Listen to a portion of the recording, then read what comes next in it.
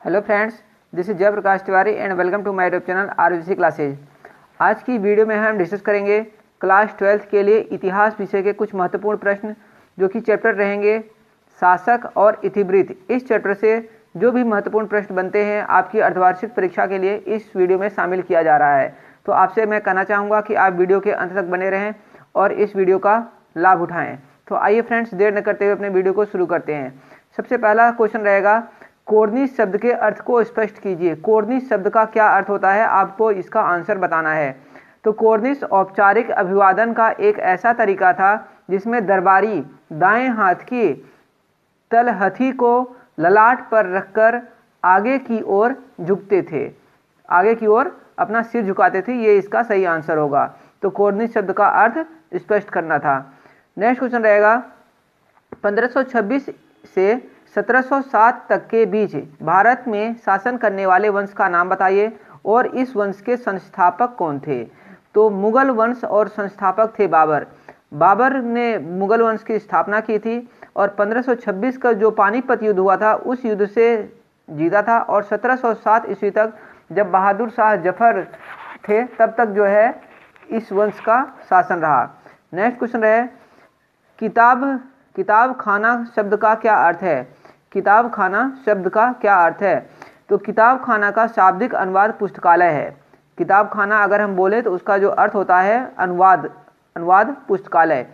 यह एक ऐसा लेखन गृह था जहां शासकों द्वारा संकलित पांडुलिपियां रखी जाती थी तथा नई पांडुलिपियां तैयार की जाती थी। नेक्स्ट क्वेश्चन रहेगा, पांडुलिपियों की संरचना में संलग्न कुछ लोगों के कार्यों को बताइए।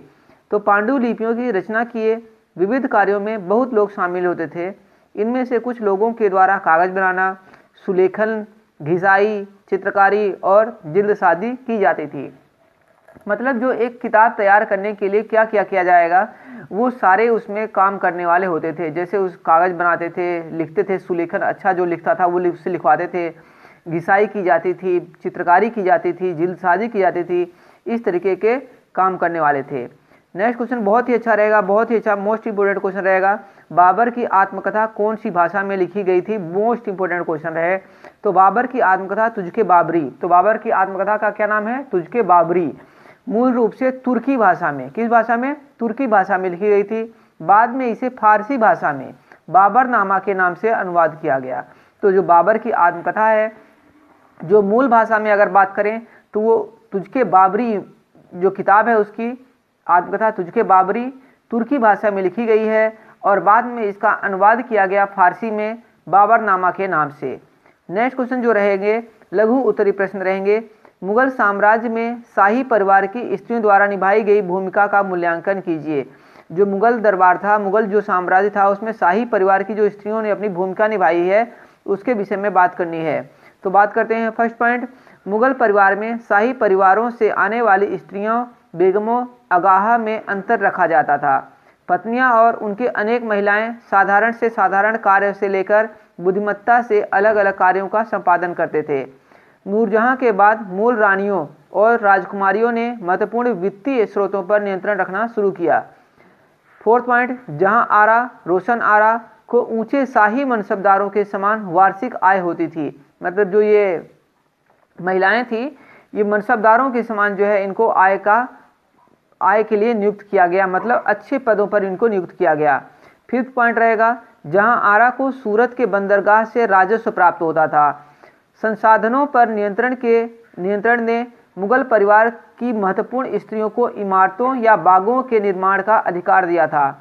सेवंथ पॉइंट, चांदनी चौक की रूपरेखा जहां आरा के द्वारा बनाई गई थी। जो चांदनी चौक है उसकी जो रूपरेखा है वो जहां आरा ने बनाई थी।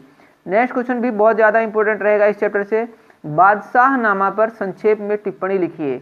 बादशाहनामा के विषय में आपको बताना है। तो अबुल फजल एक शिष्य अब्दुल हमीद लाहौरी बादशाहनामा के लेखक के रूप में जाना जाता है। इसकी योग्यताओं के बारे में सुनकर बादशाह शाहजहां ने उसे अकबरनामा के नमूने पर अपने शासन का इतिहास लिखने के लिए नियुक्त किया। बादशाहनामा भी सरकारी इतिहास है। इसकी 3 जिल्दें हैं और प्रत्येक जिल्द पर 10 चंद्र वर्षों का ब्यौरा देती हैं। लाहौरी ने बादशाह के शासन 1627 से 47 के पहले के 2 दशकों पर पहला व दूसरा दफ्तर लिखा। इन जिल्दों में बाद में शाहजहां के वजीर सादुल्ला खान ने सुधार किया। नेक्स्ट क्वेश्चन रहेगा, विस्तृत उत्तरी प्रश्न में आएगा यह प्रश्न, मनसबदारी के प्रणाली के गुण और दोषों की विवेचना कीजिए। जो मनसबदारी प्रथा थी उसके क्या गुण थे, क्या दोष थे, इस विषय में विवेचना करनी है। तो क्या गुण थे? सम्राट को सैन्य संगठन संबंधी परेशानियों से छुटकारा दिलाना, योग्यता अनुसार पद प्रदान किया जाना, प्रशासनिक व्यय को सीमित करना, साम्राज्य का विस्तार एवं स्थायित्व प्रदान करना। मनसबदार कला और साहित्य के पोषक थे। और मनसबदारी प्रणाली के दोष क्या थे, आइए देखते हैं। वैभवशाली जीवन से धन को दुरुपयोग होना, निर्धारित संख्या में कम सैनिक, सम्राट के प्रति स्वामी भक्ति का विकास नहीं होना, अमीरों तथा सरदारों में विद्रोह की भावना पनपना, मुगल सेना का राष्ट्रीय सेना न बन पाना, और लास्ट पॉइंट, शासक और सैनिकों के मध्य सीधे संपर्क की कमी। तो फ्रेंड्स, ये थे कुछ महत्वपूर्ण प्रश्न इस चैप्टर के, जो कि आपके हाफ ईयरली एग्जाम के लिए बहुत ही ज़्यादा महत्वपूर्ण रहेंगे। इसलिए आपसे कहना चाहूँगा कि इस वीडियो को पूरी देखें और इस प्रश्नों को अच्छे से तैयार कर लें। Okay friends, thank you for watching this video. मिलेंगे नेक्स्ट वीडियो में।